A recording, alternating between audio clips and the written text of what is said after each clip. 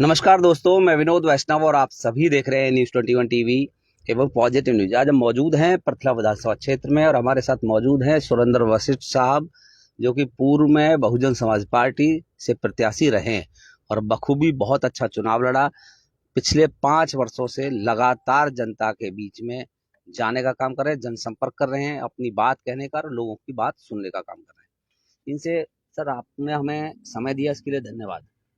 पहला आपसे सवाल कि आप पृथला विधानसभा क्षेत्र के लिए बेहतर क्यों हो सकते हैं? जी नमस्कार। आपके चैनल के माध्यम से जी मैं आपके सवाल का जवाब, जी आपने सवाल बड़ा टफ पूछा है, जी सर। लेकिन उसका जवाब मैं ये देता हूँ कि जी माननीय बहन जी उत्तर प्रदेश में जी 3 बार सफल जी मुख्यमंत्री रही, चौथी बार अपने बहुमत से बनी। जी ना तो कोई हमारा इलेक्शन मैनिफेस्टो था, जी और मैं बहुजन समाज पार्टी की नीतियों में विश्वास रखता हूँ। माननीय बहन जी मेरी आदर्श नेता हैं, जी और जब उन्होंने बिना किसी घोषणाओं के, बिना इलेक्शन मैनिफेस्टो के उत्तर प्रदेश में जिस तरह विकास कराया, मैं उन्हीं के नक्शे कदम पर चलकर, ये मैं आपको विश्वास दिलाऊंगा अपने जी मैं उन सब पे, मेरी संज्ञान में सारे मामले हैं। चाहे आप ये कहिए कि कोई कहता है कि हमने 2500 करोड़ 2600 करोड़ रुपए लगाए, वो सब पैसे पानी में तैरते नजर आ रहे होंगे आपको। सब आप कहीं घूमते होंगे, सामने भी देख लो। यहाँ यूं जब भी, आज भी मैं लोगों से जुड़ा हूँ, लोगों के कार्य करने की बात करता हूँ। हाँ, कोई बड़ी ताकत मिली, भाई क्षेत्र की जनता का सहयोग और समर्थन मिला, तो बड़े लेवल पर सेवा करूंगा, ऐसा मेरा मानना है। वशिष्ठ साहब, आपने कहा कि देखिए, जो विकास कार्य जो लोग बात करते हैं तो वो विकास कार्य पानी में बहता हुआ दिखाई दे रहा है, वो आप ये कह रहे हैं। ठीक है, वो तो चलो आपकी बात ठीक है, उस पर भी हम चर्चा करेंगे विस्तार से। आपसे सवाल था कि आप बेहतर क्यों हो, तो आपने बताया कि मैं इसलिए बेहतर हूँ कि ये काम कर सकता हूँ। अब सवाल आपसे ये है, जब चुनाव नजदीक आ जाते तो बहुत लोग ऐसे एक्टिव हो जाते हैं अन्य पार्टियों से आकर के, या और लोग कि टिकट के दावेदार बन जाते हैं। अब जैसे कि बहुजन समाज पार्टी का झंडा पूरे 5 वर्ष आपने उठाया है, अब कोई व्यक्ति बाहर से आके टिकट लेने की बात करता है, तो उसमें आप क्या पक्ष रखेंगे बहुजन समाज पार्टी के लिए? दूसरा, इनेलो से अब गठबंधन आप लोगों का हो गया है, तो निश्चित तौर पे आप लोगों की बढ़त और ताकत दोनों मिलेगी ज्यादा। इस पर आप टिकट के लिए क्या कहेंगे? मैं तो ये कहूंगा, माननीय बहन जी कार्यकर्ताओं के हक हकूक की बात करती है, जी यहाँ के संगठन से पूछताछ होती है। जी माननीय बहन जी ने मुझे लोकसभा के चुनाव से पहले ही यहाँ प्रभारी नियुक्त किया है। मेरी टिकट की घोषणा ऑलरेडी हो गई। हो चुकी है। जी, हमारा मुझे, प्रभारी जो होता है वही हाँ, जो प्रत्याशी होता है। इनेलो, वो अपनी बहुजन समाज पार्टी का यही है जी, कि जो यहाँ प्रभारी नियुक्त होता है, वो प्रत्याशी माना जाता है। प्रत्याशी माना जाता है। ठीक है। फिर भी कई बार स्थिति ऐसी बन जाती है, तो उसमें मुझे तो माननीय बहन जी और अपने संगठन पर पूरा भरोसा है। जी यहाँ कोई अनदेखी नहीं होती। जी ये मैंने यहाँ देखा है इस पार्टी में, कि यहाँ जो भी कार्यकर्ता यहाँ समर्पित भाव से, व्यक्तिगत देखी नहीं होगी। हाँ, वे अनदेखी अच्छा, उसकी ये नहीं होती इनेलो है। के खाते में चलेगी फरीदाबाद पथला की सीट, तो क्या करेंगे आप? चुनाव कोई लड़ेंगे? कोई बात नहीं। अब पहली बात, ये पृथला विधानसभा एक हॉट सीट है, और बहुजन समाज पार्टी का यहीं से पहले भी प्रत्याशी जीता है, और बहुजन समाज पार्टी एक बार मात्र थोड़ी वोटों से हार हुई है, और एक बार जीत हुई है। अब तो आप लोग पूरा सुन लीजिए, जी यहाँ से ये सीट पहली एक ऐसी सीट है जो बहुजन समाज पार्टी के खाते की सीट है, और यहाँ कोई अनदेखी बहन जी यहाँ नहीं होने देगी। वशिष्ठ साहब, अब सवाल आपसे ये है कि पूर्व विधायक टेकचंद शर्मा कहते हैं कि मैंने लगभग 2400 करोड़ के विकास कार्य कराए हैं, और पूरी उन्होंने एक लिस्ट जारी, आप दोबारा देख लो विकास कार्य सामने एक पानी। एक लिस्ट जारी उन्होंने हाँ की जी। है। ठीक है जी। दूसरा, भाजपा सरकार ये कहती है हमने करोड़ों के विकास कार्य यहाँ पर कराए हैं पिछले 5 वर्षों में। ठीक है जी, इस पर आपका क्या कहना है? या आपसे हम ये कहें कि प्रमुख मुद्दे कौन कौन से हैं पृथला विधानसभा क्षेत्र में, या जो होने हैं आप वो बताएं, या समस्याएं, सारी चीजें विस्तार से बताएं जैसे कि लोग सुने हमारी। ये मैं आपको बताऊंगा। ये फोन चालू है क्या? हाँ नहीं, आप चलते रहें। जी आपको 2009 में ये अस्तित्व में आई जी पृथला विधानसभा। जी 2009 से मुझे आप ही बताएं पहले तो, जी कि 2600 2400 2500 करोड़ की बात करते हैं। जी आप यहाँ से सिकरोना की तरफ, सीकरी से सिकरोना जाइए, जी गड्ढे हैं, जी रोड नहीं है, कच्चा जी रास्ता दिखेगा आपको। जो ठीक कि है। मेन रोड है वो कच्चे हैं। ठीक है।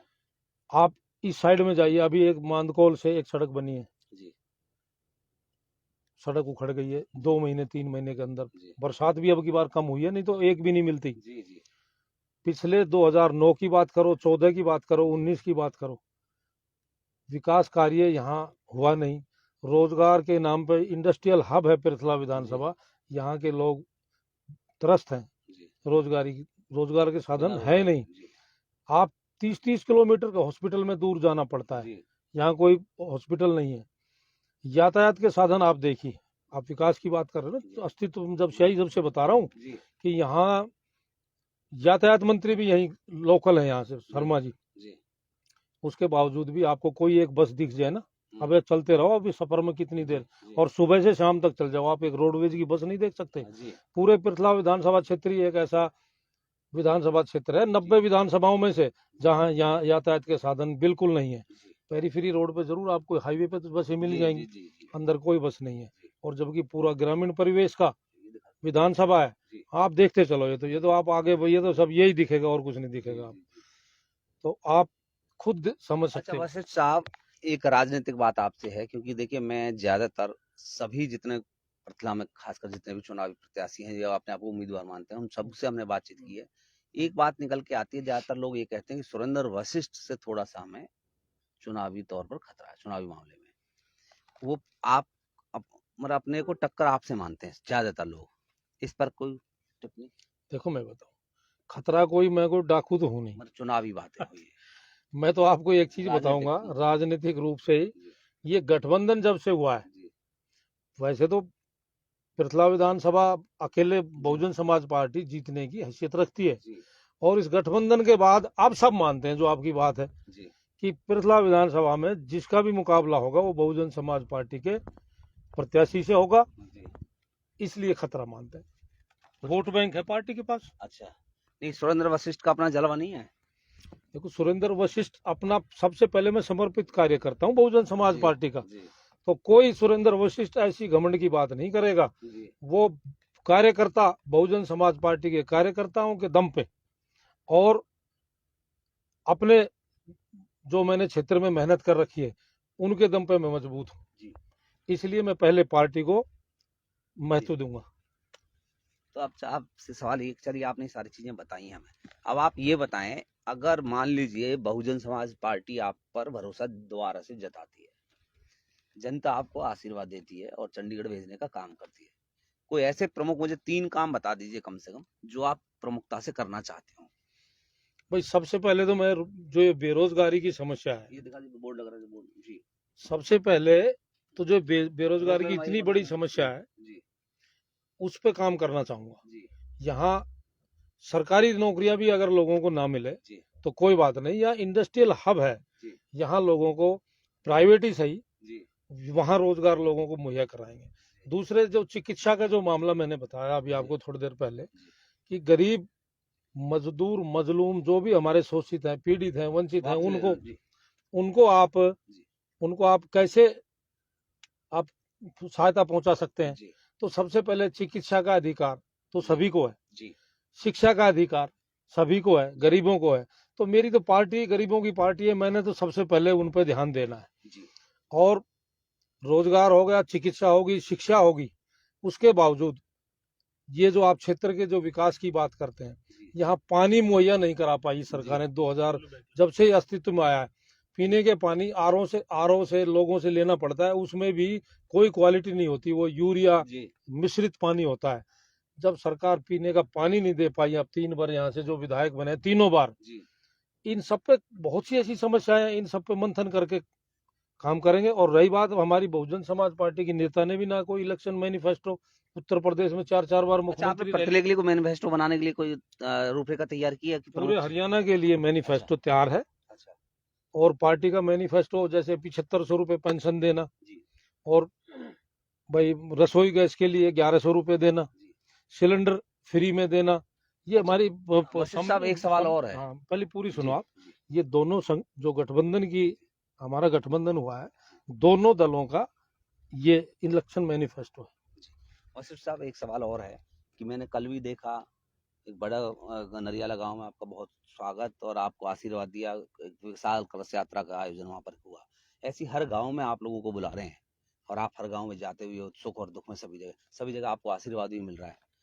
लेकिन जब आदमी बन जाता है तो उसके बाद कुछ और चीजें आ जाती है सामने। हाँ, इस ये पर भी कुछ मान कहना चाहेंगे आप? कहना चाहूंगा। जी। देखो, जो लोगों को बहुत ज्यादा परेशानी हुई है, हमारी बहुजन समाज पार्टी, बहुजन के लोगों की मैं बात बताऊंगा। जो पहले हमारे बहुजन समाज पार्टी ने इतनी भूखे प्यासे लोग यहाँ मेहनत करते हैं, जी। कार्यकर्ता, और जब हम जीत के उस दल को छोड़ दें या उनके मान सम्मान में कोई कार्य ना करें तो बड़ा दुख होता है। जी। तो वो उस पे मैंने सबसे पहले लोगों को 5 साल में जो डैमेज कंट्रोल हुआ है उन लोगों को विश्वास दिलाया है, और वो विश्वास पे मैं उनके पे खरा उतरूंगा, जी। और इस तरह का नहीं होना चाहिए। तो जो अपील पहले करना चाहेंगे लोगों से, कोई वोटर से? लोगों से मैं यही अपील करूंगा, जैसे सन 1998 में ये गठबंधन हुआ था, तो उसका बड़ा अच्छे रिजल्ट, परिणाम सुखद मिले थे कि 10 में से 5 लोकसभा जीतने का काम हुआ था, और ये अपने आप में एक प्रमाणित गठबंधन है। तो इस प्रमाणित गठबंधन को जी। आप सभी लोग, पूरे हरियाणा के लिए कहूंगा मैं तो, बल्कि पृथला विधानसभा क्षेत्र के साथ साथ पूरे हरियाणा के लोगों को ये कहूंगा कि इस गठबंधन में विश्वास जताएं और सरकार बनाने का काम करें। अच्छा, चुनावी समय आ गया, हर हफ्ते, हर तीसरे दिन, हर दूसरे दिन सुरेंद्र वशिष्ठ और एक लंबी लकीर खींच देते और प्रत्याशियों के सामने उन्हें भी सोचना पड़ जाता कि इतनी मेहनत अब हम कैसे करें। इतनी मेहनत क्यों कर रहे हो आप? थोड़ा कम ही कर लो। देखो, कम से काम नहीं चलता ना। देखो, नहीं, लोगों के औरों बीच, को भी ध्यान रख लो। नहीं, मैंने तो अपना पहले तो जब किसी की दाढ़ी में आग लगती है तो मसौसा अपनी में लगाते हैं। हाँ जी। भाई, पहले तो हमने अपने लिए देखना है। भाई, हाँ। मेहनत मेहनत करवाता है कार्यकर्ता, जी। कार्यकर्ताओं में जोश और जुनून है, उसकी वजह से हम मेहनत कर रहे हैं। अकेला चना भाड़ नहीं फोड़ सकता। कार्यकर्ता समर्पित है दोनों दलों के, आईएनएलडी भी और बहुजन समाज पार्टी भी। वो कार्यकर्ता मेहनत करवा रहे हैं। अगर मैं, आप कह रहे हो ना थोड़ा कम कर लो, अगर मैं थोड़ा स्लो भी होता हूँ तो कार्यकर्ता तो मेरी घिग्गी बांध देते हैं। अच्छा, हाँ, तो तो क्यों जी, मतलब आप मेहनत से पीछे नहीं हटोगे? नहीं, नहीं हटेंगे।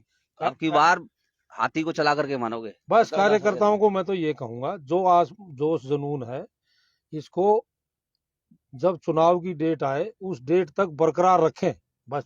अच्छा, एक उस हाँ, कार्यकर्ता के लिए भी कुछ कहें कि कई बार ऐसा हो जाता है कि 5 साल तो किसी भी व्यक्ति के साथ वो रहता है, लेकिन जब चुनावी समर शुरू हो जाता है तो उस समय कहीं ना कहीं वो कार्यकर्ता किन्हीं कारणों से वो दूसरे व्यक्ति के साथ चला जाता है।